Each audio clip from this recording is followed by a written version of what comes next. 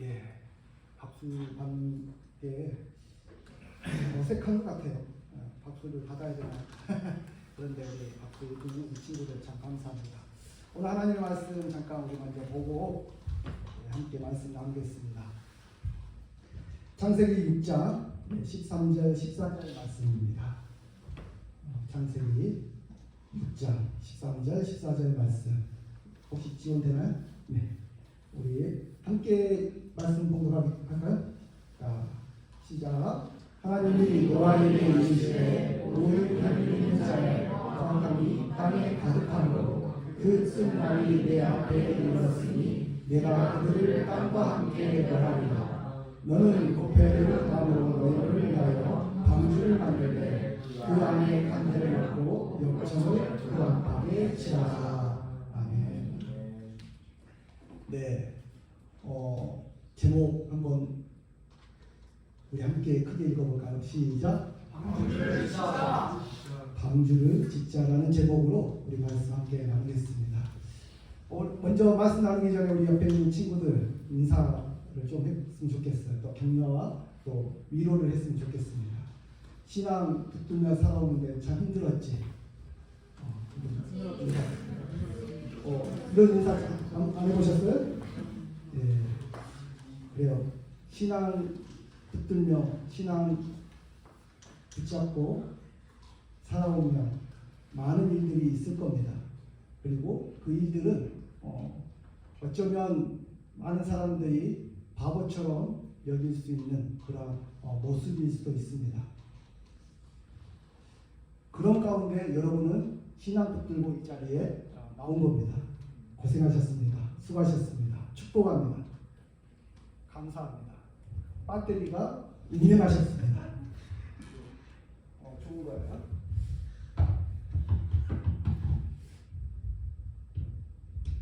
자, 이건 나오죠? 이것도 안 나오나요? 떴나요? 스위치를 스위치라는 게 있군요. 오래간만에 스위치 있는 마이크를 써봅니다. 네, 그렇습니다. 혹시 최근에 제가 코람데오나 채플 때 말씀을 전할 때 어떤 제목들을 가지고 어떤 주제, 어떤 내용들을 가지고 썼는지 혹시 기억하시나요? 네, 기억하실 겁니다. 지금 우리 살아가는 현상들, 사회에 있는 여러 가지 사건들, 이런 것들을 보면서 우리 신앙인들의 모습, 그리고 신앙인이 아닌 일반적인 자연인들의 모습, 그 가운데서 우리가 꼭 확인되는 것은 죄가 모두 있다는 것입니다. 신앙인들도 죄가 있어요. 죄성이 있어요. 그래서 늘 날마다 그 이 죄성을 극복하고 이기려고 늘 무단히 노력하는 그런 삶을 살아갑니다. 일반 자연인들은 이런 고민, 이런 걱정 안 합니다. 그냥 주어지는 대로, 생각대로, 내 마음대로 그냥 살아갑니다. 그러나 믿음을 가진, 신앙을 가진 하나님의 자녀인, 하나님의 백성인 우리들은 이런 고민을 늘 합니다.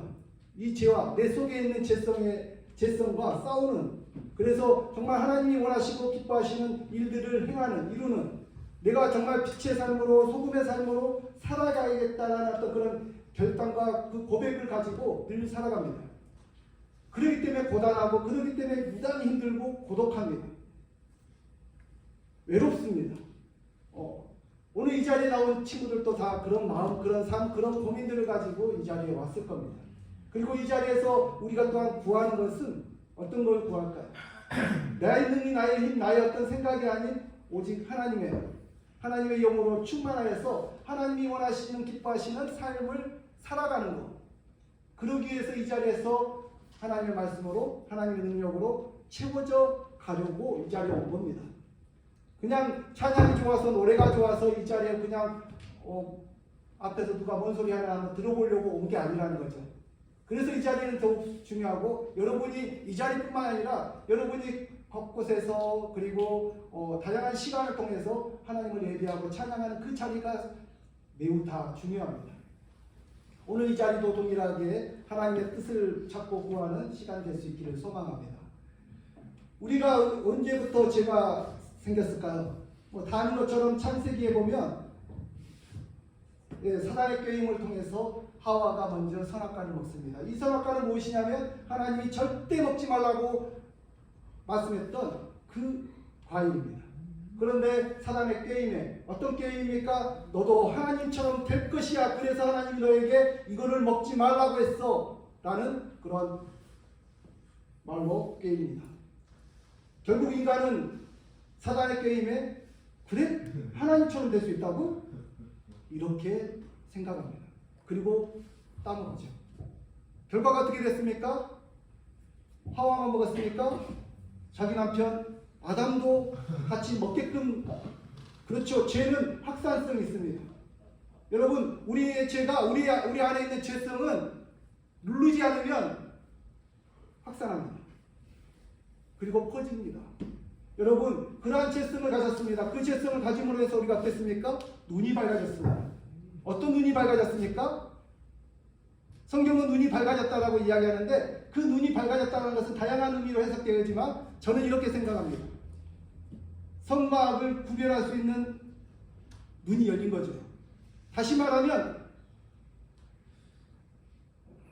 여러분, 이 눈이 밝아진 이후에 하와와 아담이 한 행동을 보면 좀 뭔가 생각을 해볼 수 있는 것 같아요. 어떤 행동을 했을까요?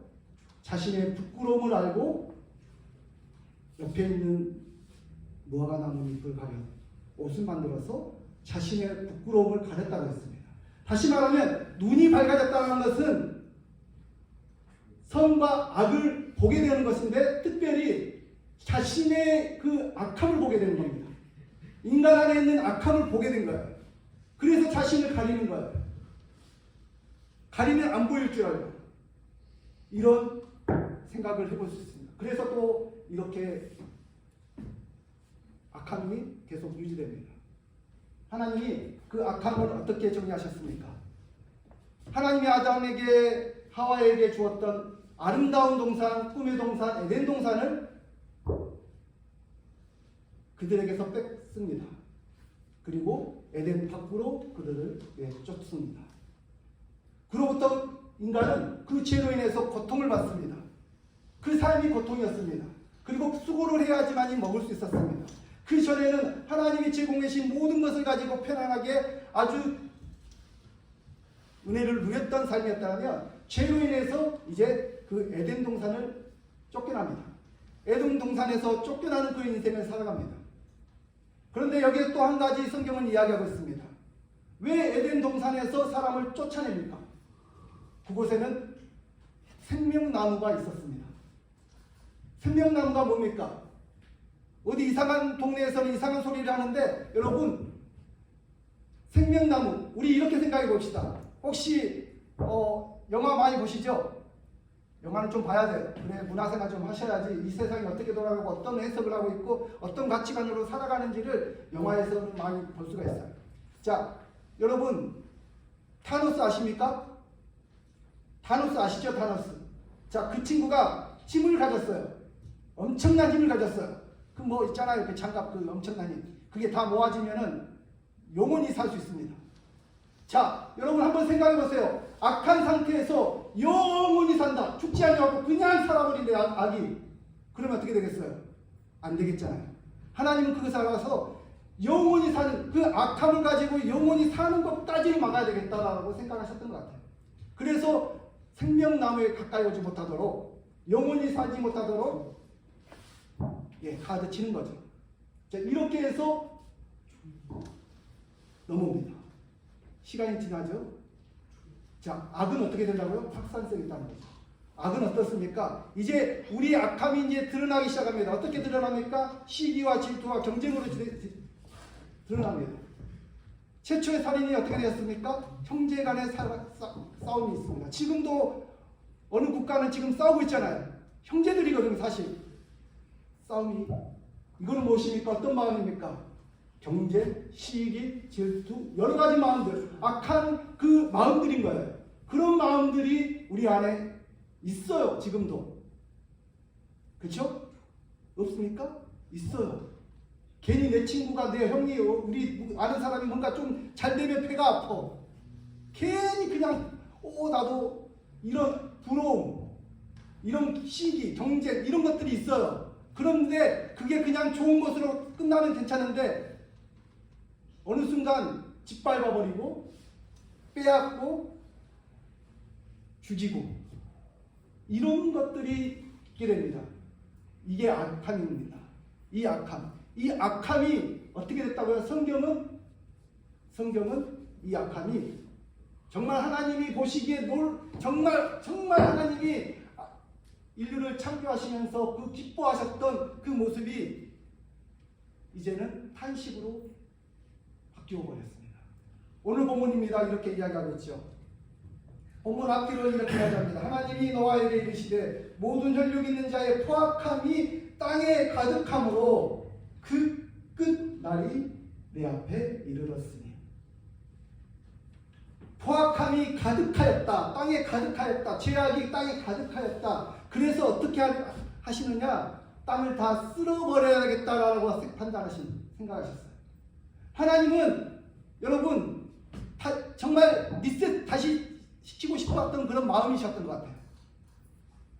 왜냐하면 모든 사람들이 하나님이 디자인했던 모든 것들이 다 선했었는데 선악과를 따먹음으로 해서 죄를 알게 됨으로 인해서 죄를 짓고 살아가는 그 인생들. 근데 그 인생들이 거기서 끝나는 것이 아니라 많은 사람들에게 이게 이제 확산되었다는 거예요. 그래서 땅에 포악함이 땅에 가득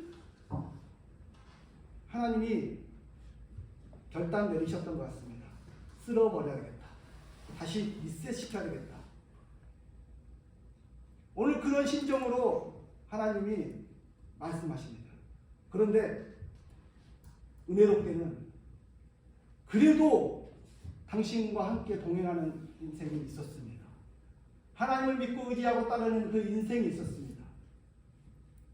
다 쓸어버려도 이 사람은 내가 구해야겠다. 그리고 이 사람을 통해서 다시 시작해야겠다라고 하셨던 것이 바로 노아입니다.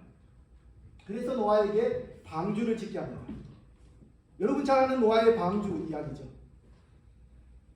근데 저는 오늘 또 여러분에게 이렇게 이야기하고 싶습니다. 방주를 지으십시오. 왜요? 이 땅은 하나님께서 구원의 방주를 통하여 하나님의 일을, 하나님의 나라를, 하나님의 뜻을 이루시고자 하십니다. 그런데 그 구원의 방주를 누가 지어야 할까? 여러분 각자들에게 말씀하십니다. 꼭 이 시간에 하나님 오셔서 애야 너 방주 지어라. 방주는 이렇게 지어. 성경에 기록된 대로 막 엄청난 규모의 방주를 이야기하면서 지어라 라고 합니다. 여러분 그럴 때 아멘 짓겠습니다. 그런 분이 계신가요? 이와 관련된 영화 하나를 소개하고 싶습니다. 오늘 영화 한번 볼까요? 영화 하나를 보는데 혹시 보셨는지 모르겠어요. 에반 올바이트라는 2007년도에 재밌는 영화예요. 보세요. 이 영화가 노아의 방주처럼 재밌게 구성한 영화인데 많은 생각해 볼 수 있는 내용들이 있어요. 특별히 하나님이 나에게 와셔서 방주를 지으라고 하실 때 나는 네 하고 순종하면서 방주를 지을 수 있는가? 그리고 나는 방주를 지금 짓고 있는가? 여러분 노아가 방주를 몇 년 동안 지었다고 그랬죠? 120년 동안이라고 지었다라고 성경 학자들은 이야기합니다. 여러분 노아가 방주를 어디에 지었죠? 바닷가 해변가에 지었나요? 노아가 지은 방주는 규모가 어느 정도죠? 우리 집 서너 명 탈 수 있는 규모인가요? 아니죠. 사이즈하고 기간하고 위치는 장난이 아닙니다. 우리가 이성적으로 봐도 이거는 도저히 이해가 될 수 없는 규모와 장소에서 방주를 짓게 하십니다. 어떤 이야기입니까? 우리가 신앙생활을 살고 하나님의 뜻을, 하나님의 메시지를 듣고 순종할 때 나의 이성과 나의 어떤 과학적, 논리적 이것으로가 아니라 하나님은 말씀하실 때 참 엉뚱하게 요구하신다는 겁니다. 그럴 때 순종할 수 있는가? 여러분 노아가 120년 동안 방주를 어느 산 꼭대기에 분명 지었을 것입니다. 그렇게 추측합니다. 그런데 규모가 장난이 아니었죠. 그리고 횟수가 120년이라고 생각을 해봅시다. 자, 동네 사람들이, 아니 내 가까이 있는 사람들이, 내 가족들이 120년 동안 저 산 꼭대기에서 방주를 짓고 있는 저 노아놈을 보면 입에 뭐가 나올까요? 미친놈. 저 멍청한 놈 아니야? 저 뭐하는 거야? 사이코야? 돌았어? 아마 노아의 방주, 아니 방주를 짓기 시작하면 여러분들에게 다가오는 들려지는 소리가 바로 이런 소리일 거예요. 미친놈. 저 돌았어? 저 뭐해? 여러분 노아는 120년 동안 그 소리를 듣고 묵묵히 하나님의 말씀을, 하나님의 뜻을, 하나님이 계획하신 걸, 하나님이 하시겠다고 하셨던 일들을 순종하며 갑니다. 이게 방주를 짓는 자의 자세, 마음인 거예요. 여러분 우리가 신앙생활로 생각해 봅시다. 방주는 우리는 신앙입니다. 믿음입니다. 우리가 믿음을 지키고 믿음으로 방주를 지었을 때 많은 사람들이 우리를 통해서 구원을 받습니다. 나를 통해서, 내가 구원자는 되지 않지만 나를 통해서, 내 복음의 전함을 통해서 하나님께, 예수님께로 이끌림 받을 수 있는 구원의 방주, 통로가 될 수 있다는 겁니다. 내 믿음을 지킴으로 인해서. 그런데 내가 믿음을 지키지 않냐고, 믿음의 삶을 따르지 않냐고, 말씀에 순종하지 않는 그런 나이롱 신자, 나이롱 크리스천처럼 간다면 절대 이런 역사, 이런 능력이 나타나지 않겠죠. 그러나 그렇게 살아갔을 때는 각오하십시오. 분명하게 말씀드리지만 바보 소리 듣습니다. 신앙 지켜 살아간다는 것은 다른 일반인들이 이해하지 못합니다. 너 교회 왜 가? 코로나 이후에 때는 더 핍박이 심해졌습니다. 아니 오히려 코로나 이전에 나이롱 신자들이 코로나 때문에 걸러진 분들이 많아요. 신앙을 포기하신 분들. 왜요? 핍박이 있었거든요. 교회가 왜 그래? 지금 이 시국이 어느 시국인데 모여서 예배하고 모여서 찬양하고 모여서 뭐 한다고 해? 뭐 밥 먹고 그래? 너희들 때문에 코로나가 더 확산됐잖아. 막 이런 식으로 막 집도하니까 사회적인 질타를 받기 시작하니까 부끄럽고 창피해서 그 모임에 안 나가고 그냥 등 돌리는 그런 결정하는 사람들이 의외로 많아졌습니다. 그런데요, 그게 당연한 겁니다. 그거를 견딜 수 있어야 됩니다. 여러분, 그런 질타와 그런 손가락질을 견딜 수 있어야 됩니다. 노아가 그걸 견디지 못했다면 방주가 지어지지 못했을 겁니다. 바보처럼 멍청한처럼 그냥 노아 방주만 짓고 있어요. 이게 사람이 도저히 지을 수 없는 엄청난 시간과 힘을 쏟아하며 그것을 하나님 명령하신 그 뜻을 행하셨다는 겁니다. 여러분, 믿음 지킨다는 것은 바로 이런 겁니다. 믿음 지킨다는 것은 바로 이렇게 어려울 수 있습니다. 믿음 지켜 살아가는 우리 이곳에 있는 우리 학우님들 될 수 있기를 소망합니다. 그래서 청해 인사를 이렇게 시킨 겁니다. 서로 격려해주고 서로 따뜻한 위로 말 드려라. 얼마나 고생합니까? 믿음 지키느라고. 얼마나 힘들어하시니까. 외롭습니다. 혼자 이걸 지켜간다는 것은 외롭습니다. 그래서 옆에 누군가가 나와 함께 지지해주고 격려해주고 응원해주고 이렇게 했을 때 아 그래 힘이 솟는다 하고 열심히 더 믿음 지켜가며 살아가지 않겠습니까? 여러분도 또 그렇게 살아갈 수 있는 우리 모든 친구들 될 수 있기를 소망합니다. 여러분, 방주를 지읍시다. 우리 각자가 지어야 될 방주가 있습니다. 이 방주를 통해서 많은 사람들이 제약이 과연 이 땅에서 예수 그리스도를 바라보며 믿고 구원받을 수 있게 됩니다. 여러분 방주를 지읍시다. 많은 사람들이 여러분을 손가락질 하시라도 꿋꿋하게 방주를 지읍시다. 그 방주를 짓는다는 것은 믿음을, 신앙을 지킨다는 것입니다. 기도하겠습니다. 사랑과 은혜 하나님, 이 시간도 함께하여 주시며 감사드립니다. 우리의 모습을, 우리의 삶을 다시 한번 돌이켜봅니다. 믿음을 지킨다고 하지만 세상과 타협하는 나의 모습을 보게 됩니다. 하나님의 말씀을 따라 순종한다라고 고백하지만 우리의 연약함은 늘 날마다 세상에 향해 나가고 있습니다.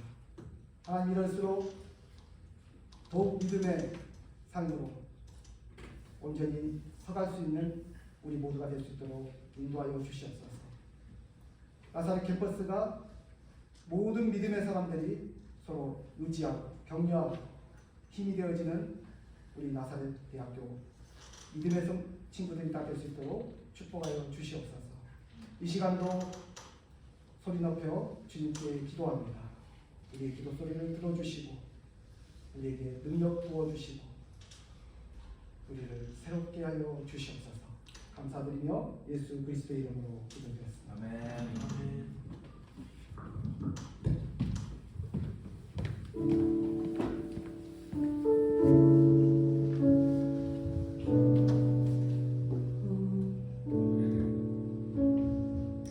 주님을 따르는 길은 정말 좁고 힘든 길이고 정말 이 세상 속에서 믿음을 지키며 살아가는 것이 정말 어렵고 힘들지만 그럼에도 그 길을 갈 수 있는 것은 주님께서 지금도 살아계셔서 우리와 함께 해주시고 그 사랑으로 우리를 인도하여 주시고 또 그 사랑에 힘입어 우리도 서로 사랑하고 그 싸움을 싸워낼 수 있는 것 같습니다.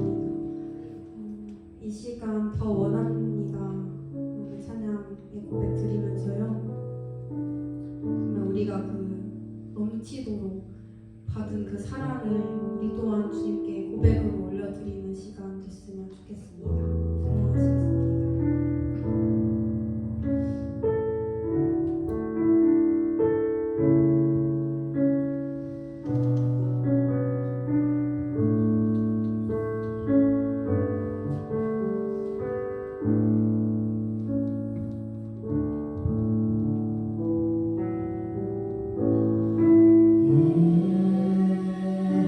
찬양하시겠습니다. 사랑아